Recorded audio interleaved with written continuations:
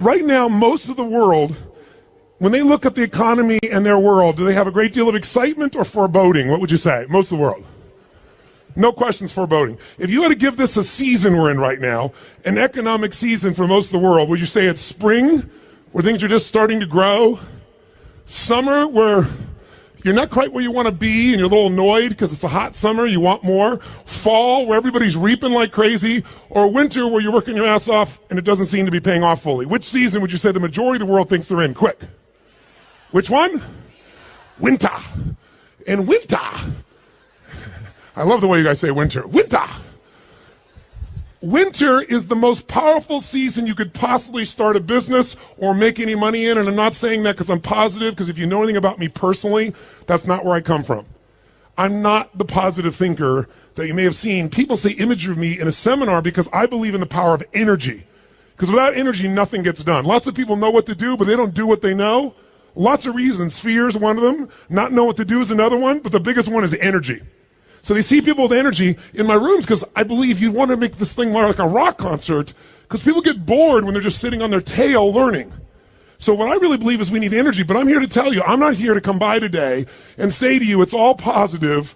Let's go to our garden and let's chant, there's no weeds, there's no weeds, there's no weeds. I'm here to say there's lots of weeds. Here's where they are. Let's pull those suckers out so we have the garden we want. Who's with me on this? Say aye. I'm not a believer in positive thinking. I'm a believer in intelligence. And when intelligence says that if you and I are going to succeed in this environment, if you've come to a seminar like this, and you're looking for ways to maximize your growth in your business, in your life, in your finances, then you got to understand what's really going on and not kid yourself. And so if you look around, I think there's 3 keys to being a leader. There are mandates to leadership. Very simple, but you might jot them down and think about these as you listen to all the speakers this weekend or this next day or so, because it's really going to determine what happens. Because many of you come to an event like this and you're going to get excited. You're going to learn some strategies. You're going to learn some tools, some insights. And how many of you came here because you want to make some more money? I'm just curious. How many came for that as a primary reason? Say aye. How many came because you already have a business you want to take to another level? I'm curious. Say aye. How many of you don't have a vehicle? You came here looking for a way to make some money. Let me see your hand. Say aye.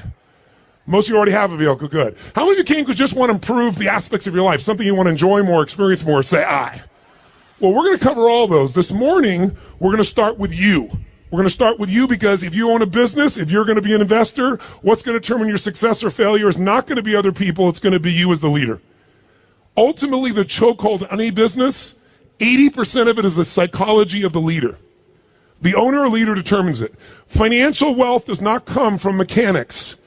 I coach one of the top financial traders on the face of the earth. He's been my client for literally 2 decades, 20 years. He pays me $1 million a year to coach him. He emails me every day his measurements. I see him only 3-4 times a year for an hour.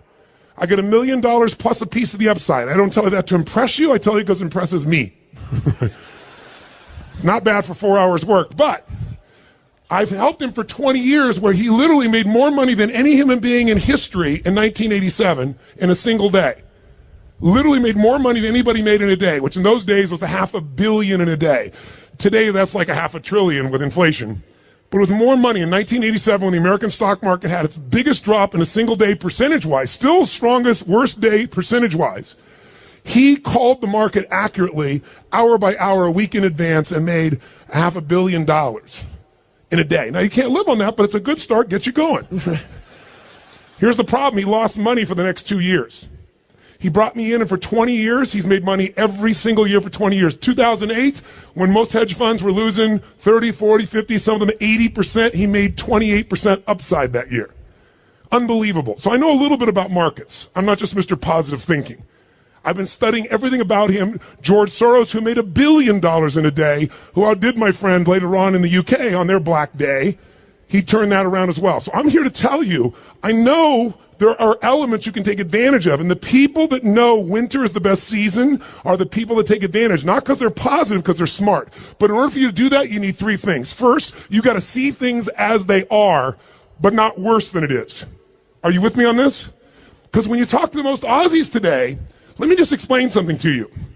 Most Aussies today have a little bit of nervousness about the economy. Raise your hand if you can relate to that, to your friends, have a little bit of nervousness, not quite thrilled with the economy. Raise your hand if that relates. Let me just get a sense.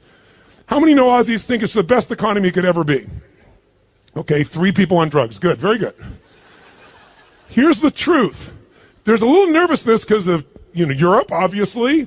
Nervousness because China's still growing, but maybe not as fast. Big piece here. Nervousness because, oh my God, we got some few little taxes coming in here now, right?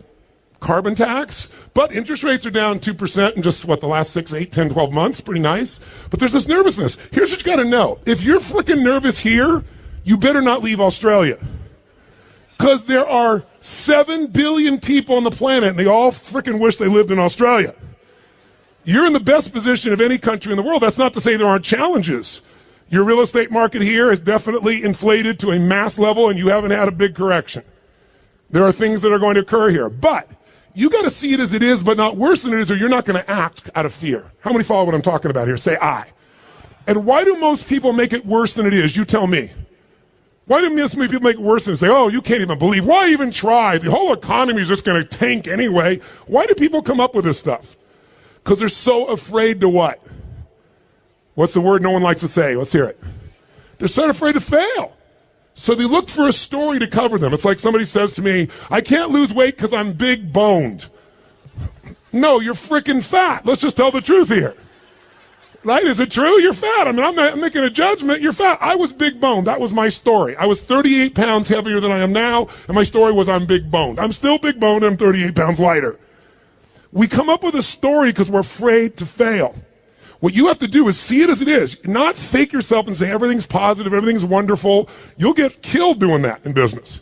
You got to be smart. You got to see it as it is, but not worse than it is so you don't take advantage. Does this make sense? Yes or no? Second key is really simple. You got to see it better than it is or you won't do anything. That's the second key. You got to see it better than it is. That's what a leader brings to the table. So bottom line is, you got to see it better than it is. If you saw a guy like Ted Turner, multi-billionaire, amazing influence, created CNN. Think about this. When he first came up with the idea of 24-hour news, what do you think most people thought of that idea?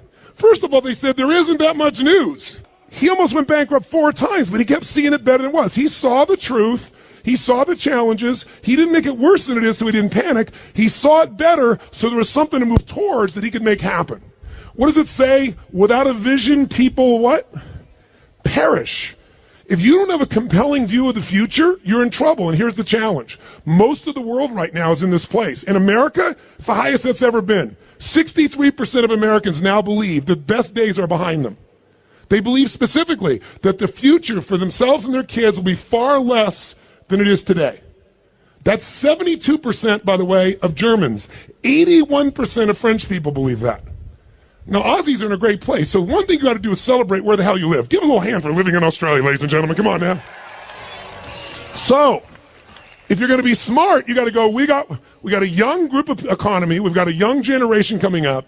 We certainly have some ties to some amazing resources that are natural resources for us.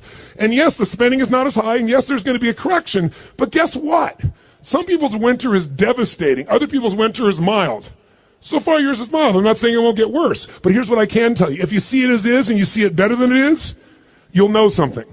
The greatest investors, the greatest financial success in history, the first man to become a billionaire by investing alone is a man who was a friend of mine. He died about 4 years ago named Sir John Templeton. Sir John Templeton started out with nothing. He wasn't Sir John. He was a guy that basically grew up in this tiny little town with nothing to his name. He worked hard, and he decided to save his money and find a way to invest. But he had one cool secret. He realized when things are going well, what do people want for their property when things are going really well? A high price or a low price? Which one? High price. When things are going well, do they want a high price or a low price for their shares? Which one? High price. When things are going unhappy, when things are terrible, when things are going well, people think it's going to go well forever. When they think it's going bad, they think it's going to go bad for how long? Forever. When things are going really poor, what does that guy want for his shares or his home? A high price or whatever he can get? Which one?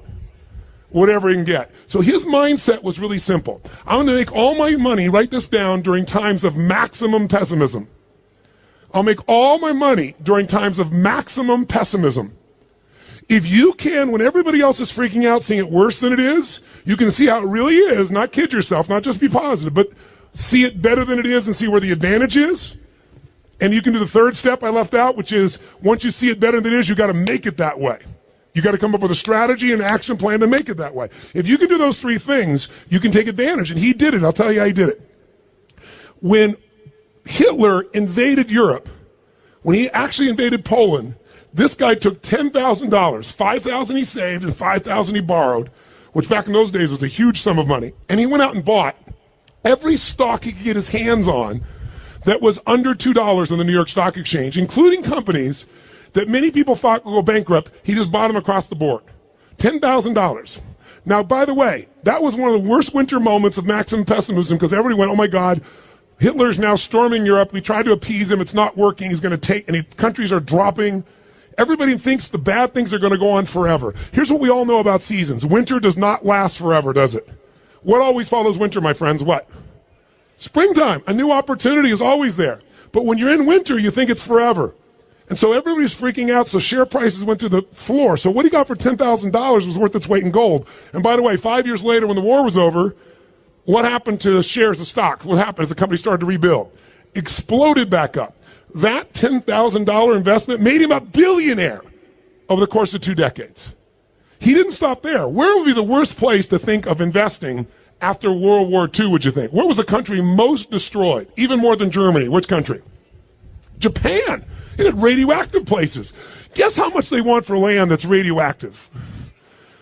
Literally, he bought things for pennies on the dollar. And if you remember, in the the early, late 80s, who was the country that was dominating the economies around the world? It was Japan. And guess what he did? Sold it all right there at the peak when everybody there thought it was going so great. He always made money in terms of times of maximum pessimism. So what I'm here to say to you today is this. This morning, I want to work with you as a leader. I want to give you some strategies and tools that you can use to immediately shift your psychology, because that's going to be 80% of your wealth building. 20% is going to be mechanics of how to do it.